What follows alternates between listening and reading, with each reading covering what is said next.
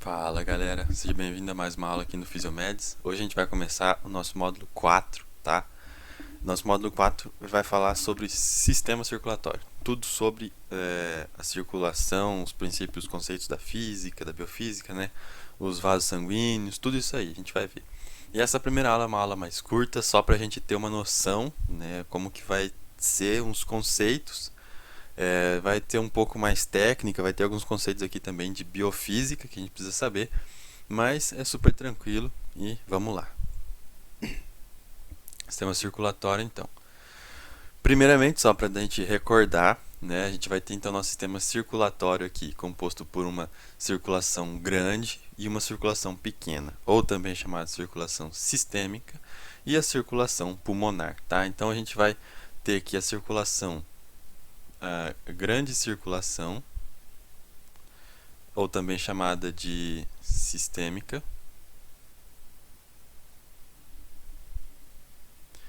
É a nossa circulação que chega aqui, ó, no nosso átrio direito pelas veias cavas, né? E aquela que sai do nosso ventrículo esquerdo pela artéria aorta. Então, e aí aqui a gente tem irrigamento de todo o nosso corpo, todos os nossos sistemas. E com isso a gente compõe então a grande circulação, a sistêmica, beleza? Já a pequena ou pulmonar, que é essa que a gente vê aqui em cima, ou também chamada de pequena circulação, é a que está compreendida entre a artéria pulmonar saindo do ventrículo direito, vai para os pulmões e depois volta pelas veias pulmonares até o átrio esquerdo. Então essa aqui é a nossa circulação menor, pequena, ou circulação pulmonar, beleza? Então de modo geral a gente tem isso aqui. Aqui só para dar mais uns conceitos e alguns valores, a gente tem que a quantidade de sangue do nosso corpo ela vai permanecer armazenada, por assim dizer, nos nossos vasos sanguíneos, né? A gente sabe que o nosso coração ele não pode armazenar sangue e ele nem tem a capacidade para isso. Ele é simplesmente uma bomba que pega de um lado e manda para o outro. Quanto, igual a gente viu no conceito de Frank nas aulas anteriores, que tudo que chega em excesso para ele, ele tenta mandar esse excesso, esse excedente também. E tudo que chega de menos, chega a um volume menor para ele, ele também expulsa um volume menor. Então, a gente sabe que o coração ele só vai servir de bomba realmente. Então, o nosso sangue ele vai estar armazenado praticamente todo na nossa circulação sistêmica.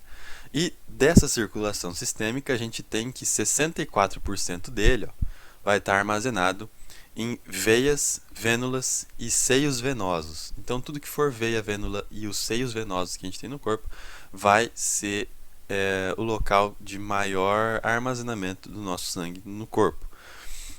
Diferentemente do que as arteríolas e as arteríolas e capilares, perdão, aqui, que armazenam somente 7% desse valor, tá? Então, percebe como são importantes as veias para a gente manter um armazenamento de sangue, tá?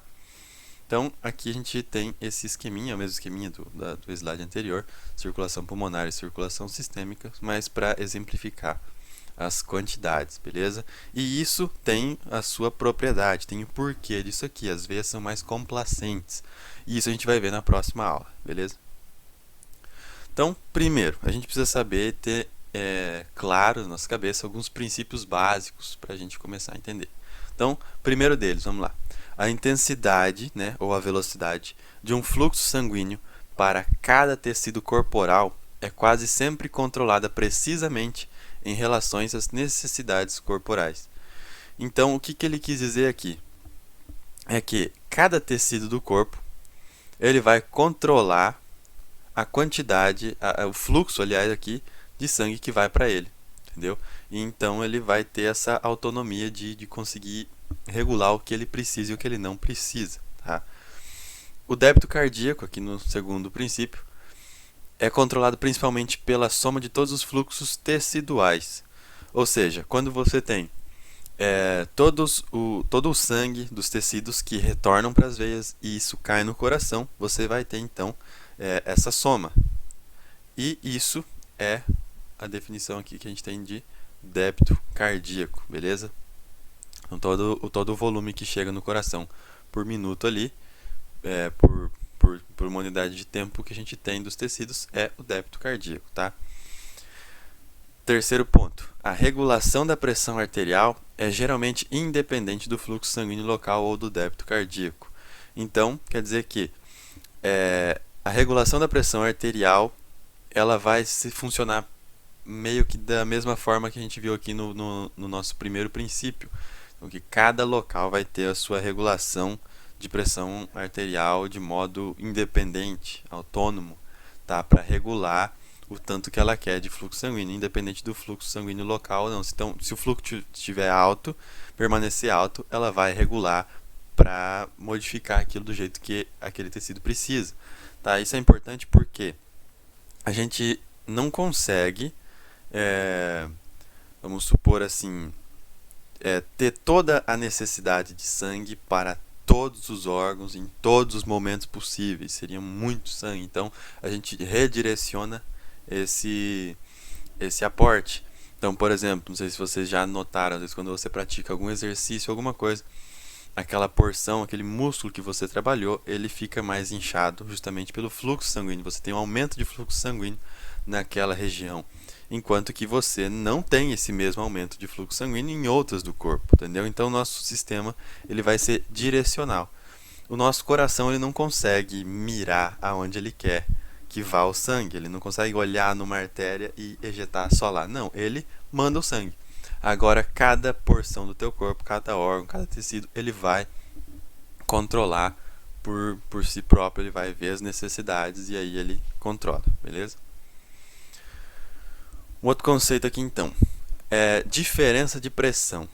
A gente tem que entender que a diferença de pressão é o que vai fazer com que o sangue flua por um vaso, tá? Seja impulsionado. É isso que acontece. A gente não pode, não tem como ter fluxo sem diferença de pressão. Então eu trouxe igual esse desenho aqui, esse esqueminha para a gente ver. Imagina que a gente tem aqui então uma pressão nesse ponto 1 aqui, nessa pressão 1, e uma pressão diferente nesse P2 aqui.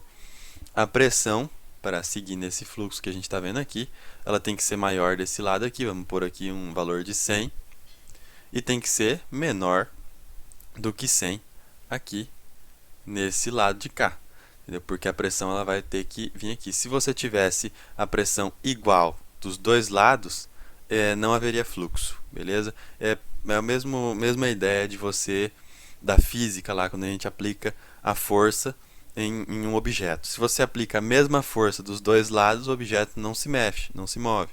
Agora, se você aplica uma força maior de um lado e uma menor para o outro, você gerou uma diferença ali de força, então você vai empurrar esse objeto. É praticamente o mesmo princípio, a mesma ideia.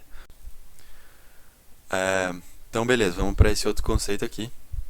A resistência vascular é a dificuldade que o sangue encontra em fluir, ou o que vai impedir ele para isso, o impedimento dele. E no caso aqui a gente encontra, então, como principal fator, o nosso vaso sanguíneo, a nossa parede do vaso sanguíneo vai servir como uma resistência. Por quê? Porque as nossas células sanguíneas elas vão ter um contato com o endotélio, e esse contato que elas têm faz com que haja uma certa dificuldade, uma certa resistência, elas encontram uma resistência ali em fluir, beleza? Então é isso que a gente vai ter de grande contribuição na resistência do sangue. Fluxo sanguíneo. Então, o que é o fluxo sanguíneo? É uma determinada quantidade de sangue que passa por um determinado ponto em um certo período de tempo, tá? Então, para simplificar isso aqui, tudo que isso quer dizer, vamos pegar, então, se aqui tivesse um exemplo, um vaso sanguíneo aqui. Vamos pegar um corte transversal aqui desse vaso, nessa porção aqui, ó. A gente corta esse vaso aqui, né? E aí a gente vai ter um corte transversal desse vaso, então. A gente traz esse vaso para cá. E a gente vai ter um olhar de frente para ele. Então, aqui a gente tem esse vaso, aqui a nossa capa, né, de músculo. E aqui seria o interior dele, onde a gente vai ter o fluxo sanguíneo. Então, fluxo sanguíneo é a quantidade de sangue que passa por um determinado ponto durante um tempo. Então, esse fluxo vai ser toda a quantidade que passou de sangue dentro dessa porção que a gente pegou aqui do vaso, dentro desse ponto aqui por um tempo. Então foi um fluxo ali, ficou passando, e eu medi isso durante um tempo e vi quanto deu. Beleza? Isso é fluxo. E geralmente a gente mede isso em ml por minuto ou litro por minuto. Beleza? Ou pode ser também ml por segundo, ou a unidade que você escolher aqui de volume por tempo. Beleza? Então aqui a gente tem volume, aqui a gente tem tempo. E o fluxo normal, geralmente, de um adulto em repouso é de 5.000 ml por minuto, ou de 5 litros por minuto, né? E isso a gente chama também de débito cardíaco, que é o que eu expliquei agora há pouco, já que é a quantidade de sangue que a gente tem, sendo bombeada pelo coração para a aorta a cada minuto. Então imagina que essa aqui seja a nossa artéria aorta, que eu desenhei, e aí o coração está bombeando o sangue para cá, e a gente ficou medindo aqui, a gente ficou medindo durante 1 minuto.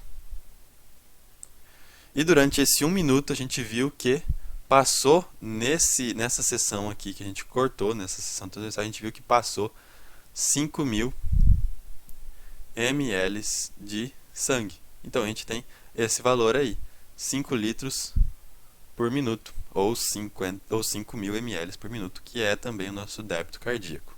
Fechou? A gente tem outros dois conceitos aqui com relação ao fluxo, tá? A gente tem um fluxo do tipo laminar e um fluxo do tipo turbulento, beleza? Aqui nesse esqueminha aqui, a gente encontra dois líquidos aqui, então um líquido pintado de vermelho, tá tingido de vermelho desse lado, e um líquido sem cor aqui desse lado, mas os dois estão presentes no mesmo vaso aqui, tá? Aí você vai fazer com que gere um fluxo ali, um movimento, né?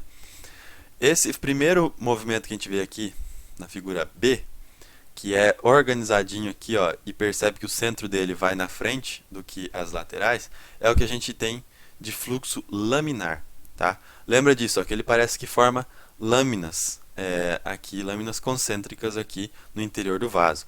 E se a gente pega esse vaso aqui e faz um corte transversal aqui nele, igual a gente fez no slide anterior, a gente faz um corte transversal, a gente vai enxergar essa figura aqui, Então imagina que essa parte rosa aqui com esses círculos seja o nosso sangue, e essa parte vermelha seja o vaso.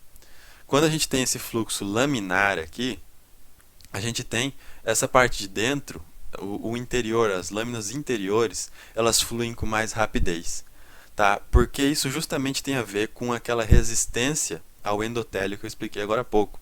O sangue que está nessas laterais aqui em contato com o endotélio, ele encontra essa resistência ao estar entrando em contato com esse endotélio. E com isso há uma diminuição da velocidade dele, do fluxo, enquanto que na segunda camada, por exemplo, ela só está em contato com a primeira camada.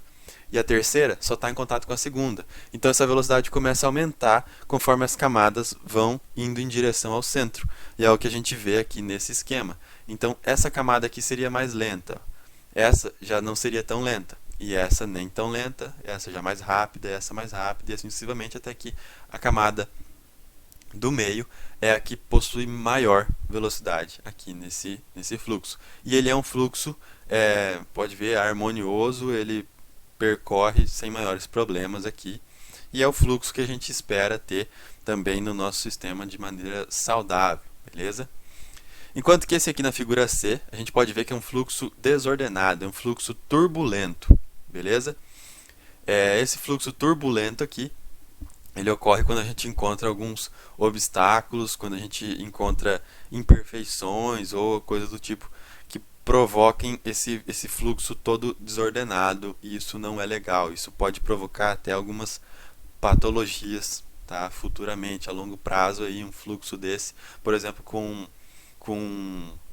surgimento de placas de ateroma, né, na nossa artéria, você pode gerar um fluxo turbulento ali naquela placa, e esse fluxo turbulento pode acabar até lesionando o nosso endotélio, causando algum problema ali. Esse outro conceito de perfil parabólico é o que eu acabei de explicar aqui, nesse sentido. Quando a gente tem um fluxo laminar, a gente vai ter essas lâminas concêntricas aqui de sangue, na qual a mais interna vai ter uma velocidade de fluxo maior, beleza? Ah, e aqui ó, no nosso pequeno vaso, quando a gente tem um vaso menor, a gente não vai ter essas várias lâminas aqui. A gente vai ter uma camada só praticamente e essa única camada em contato justamente com o endotélio, beleza? Aqui eu trouxe uma curiosidade, uma coisa que se encaixa bem aqui nesse nosso assunto, que é o Doppler. Não sei se você já ouviu falar, mas é o ultrassom Doppler, né? Ele é um tipo de ultrassom que você consegue ver o fluxo sanguíneo em algum vaso. E ele funciona mais ou menos assim. A gente tem um cristal aqui, né, que vai servir como nosso sensor. Ele vai emitir uma onda. E em cima aqui a gente tem o nosso vaso sanguíneo. Ele vai emitir uma onda no nosso vaso sanguíneo. E essa onda vai bater nas nossas hemácias. As hemácias estão aqui circulando, né, e no seu fluxo aí, seguindo sua vida. Aí na hora que essa onda, que foi emitida por esse cristal, ela bate nas hemácias, ela volta. Ela volta com uma frequência diferente. E esse nosso sensor ele vai captar essa frequência e vai conseguir determinar o nosso fluxo nessa porção aqui que a gente usou para medir, beleza? Isso aqui é praticamente o mesmo efeito que acontece quando a gente está na rua e passa uma ambulância. A ambulância, quando ela está se aproximando da gente, então imagina que esse aqui é você. Oh, errei. Esse aqui é você, aqui está a rua. Aí essa ambulância ela está se aproximando de você. Aí o som começa a ficar agudo, agudo, vai aumentando e aí conforme ela passa por você, esse som vai se tornando um pouco mais grave e vai se distanciando. Esse é o mesmo princípio, beleza? Aqui eu trouxe algumas imagens para a gente ver. Aqui a gente pode ver um vaso, tá? Aqui a gente vê outro vaso sanguíneo, né? Aqui é uma bifurcação. E aqui a gente vê colorido o fluxo, tá? Em azul a gente encontra essas faixas de cores aqui, ó, amarelo para o vermelho e o azulado ali, meio roxo, que indica o nosso fluxo. E aqui a gente pode ver também que também dá para usar numa câmara cardíaca. A gente vê um coração aqui nesse ultrassom e a gente enxerga as câmaras cardíacas aqui com os seus átrios aqui e o seu ventrículo, né? E a gente consegue ver também o nosso fluxo, beleza?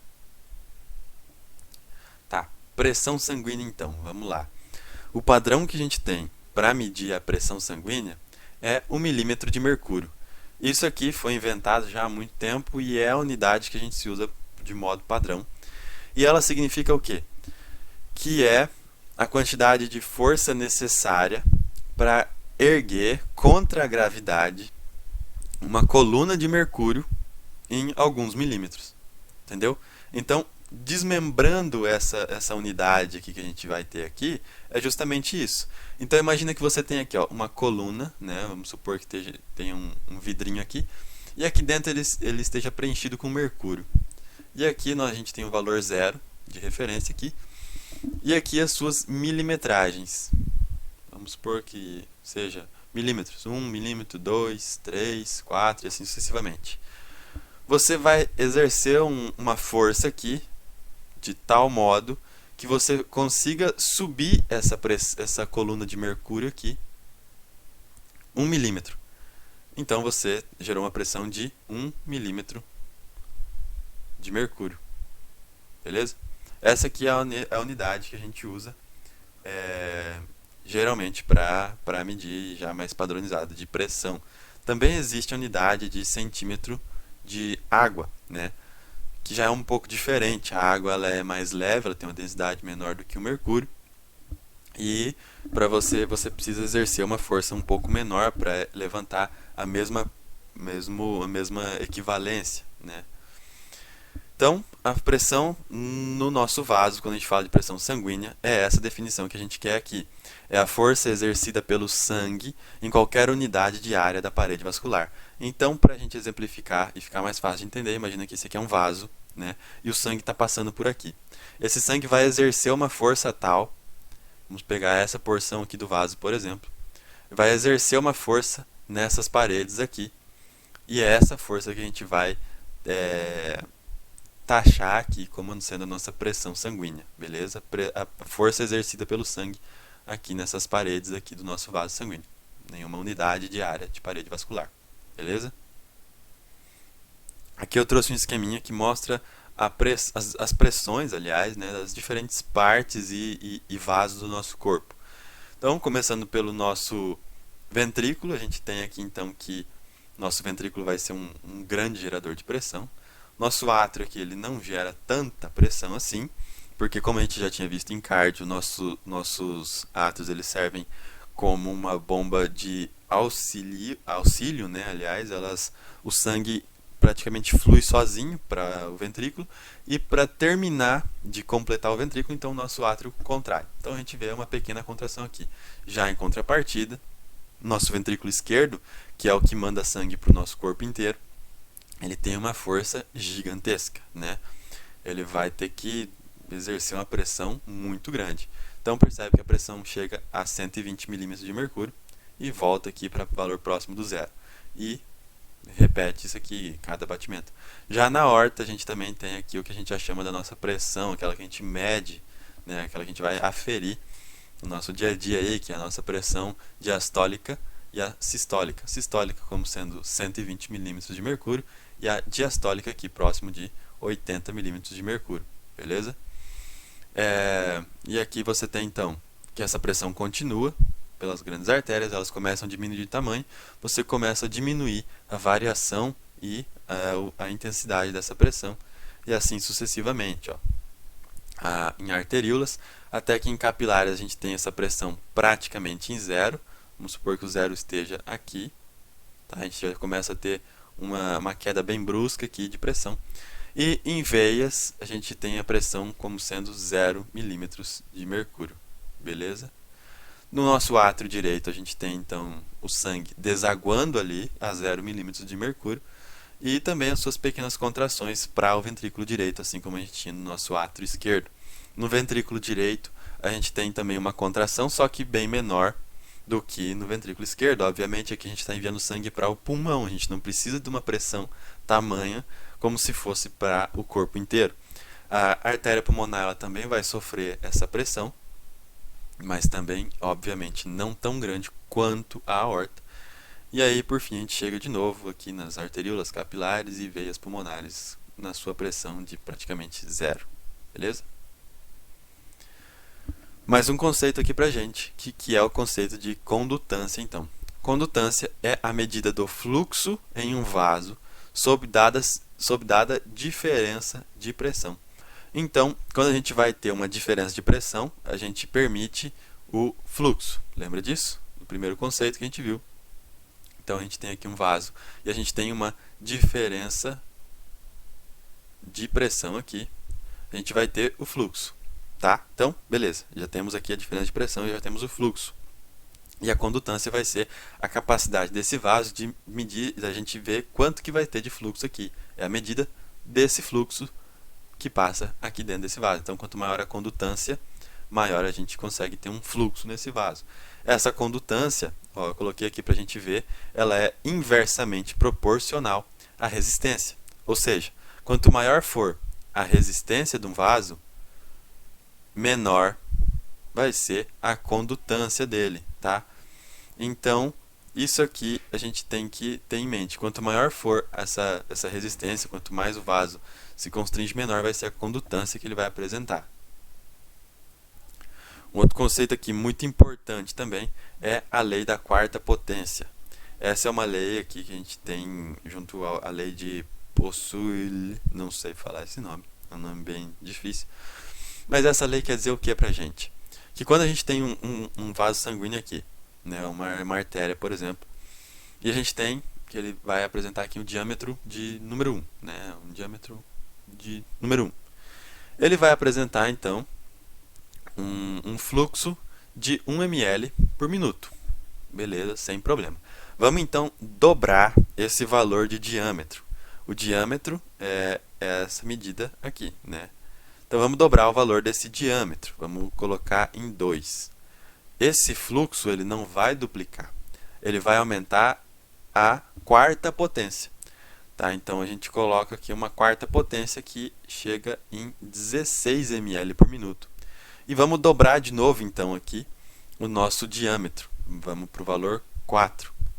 O nosso fluxo vai também dobrar para a quarta potência. A gente vai chegar num fluxo de 256 ml por minuto.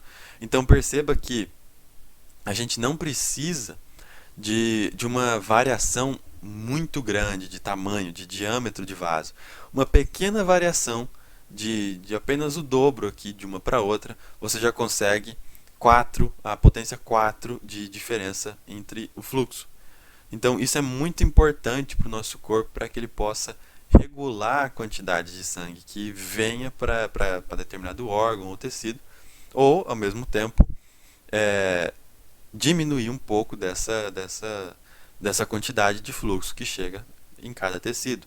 Tá? Isso aqui é de extrema importância e a gente vai dar uma analisada mais a fundo nesses conceitos aqui, então, nas próximas aulas também, beleza? Hematócrito. O que é o hematócrito? O hematócrito que a gente vê, principalmente ali em exames de sangue, né, os hemogramas e tudo mais, é a quantidade que a gente vai ter em porcentagem de células vermelhas, de hemácias dentro do nosso sangue.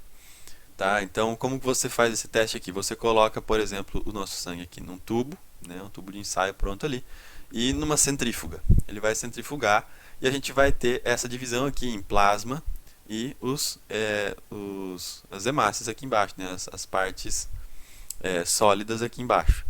E a gente vai fazer a medição. Aqui gira em torno de 40 a 50. Esse aqui é o valor nosso normal. Se não me falha a memória, esse valor para homem é de 47, deixa eu só conferir aqui, 47 de hematócrito, 42 em homens e cerca de 38 em mulheres, tá? Então aqui a gente vai ter o valor normal, 42 então para homens e 38 para mulheres. Tá? Que seria a porcentagem, então, 38% de hemácias ali dentro do seu sangue. Isso aqui é o que vai influenciar muito na nossa viscosidade do sangue. A gente tem os outros elementos, lógico, ali no nosso plasma e tal, no nosso sangue, que vão influenciar sim na nossa viscosidade, só que não influenciam em tanto peso quanto as hemácias. Tá? É por isso que a gente acaba considerando mais só mesmo as hemácias na hora de medir a viscosidade, o hematócrito em si. Então, quanto maior for esse valor, né, com referente à concentração, mais viscoso vai ser o teu sangue. Então, por exemplo, se você... Isso aqui vai variar muito também de estado nutricional da pessoa, desidratação, onde ela mora, se ela mora num local onde a altitude é muito grande ou muito baixa, se ela tem anemia, se ela tem policitemia, entendeu? Então isso tudo pode variar, tá? Isso vai variar também a viscosidade do sangue da pessoa. A gente tem esse gráfico aqui que mostra que a viscosidade da água a gente tem como valor de 1 aqui, como sendo o nosso padrão de referência, né? E aí, conforme você aumenta o hematócrito, a gente vai tendo então uma viscosidade aumentada, ó, perceba. E a nossa viscosidade normal está aqui girando em torno de 40 aqui, mais ou menos, de hematócrito, né? Que vai estar próximo desse valor aqui, ó. Beleza? E isso aqui, então, por exemplo, se você tem uma desidratação, você vai perder, você pode não perder as hemácias, mas você pode perder a parte mais líquida. Então isso, em proporção, você vai estar com sangue mais viscoso. Ou, modo contrário também, se você tiver muito líquido no sangue, você vai também mudar um pouco essa viscosidade do sangue por conta das proporções, beleza? E por último, para a gente fechar aqui, a nossa autorregulação. Lembra que eu falei que cada órgão e cada tecido, ele consegue ter uma autorregulação, ele consegue regular o tanto que ele quer que chegue de sangue, o tanto que vai embora, o tanto que se chega mais, chega menos e tal. A gente vai ter isso aqui e a gente pode enxergar nesse gráfico aqui, ó, nessa linha vermelha, a gente vai ver que acima dos valores aqui de aproximadamente 75 milímetros de mercúrio até uma faixa de mais ou menos 175 milímetros de mercúrio, a gente vai ter, ó, que eles já começaram sistemas de autorregulação. Não tem uma mudança muito brusca, não segue a linha nesse sentido. A linha ela fica meio que se regulando aqui, beleza? E aqui então nessa linha azul a gente colocou um estímulo aqui para vasoconstrição.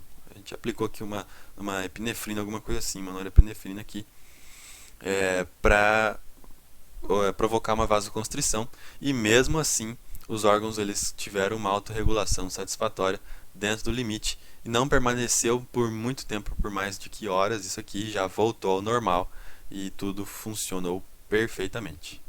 Beleza, então? Essa foi a nossa primeira aula aqui do nosso módulo 4 de circulatório. As próximas aulas a gente vai estudar e aplicar um pouco mais esses efeitos a fundo, né? Como, por exemplo, o controle aqui mesmo dessa autorregulação, como que ele vai ocorrer. A gente tem efeitos humorais, efeitos do sistema nervoso, etc., para regular isso aqui tudo, e a circulação como um todo, como um geral, a gente vai ver. Beleza, galera? Bons estudos, até a próxima!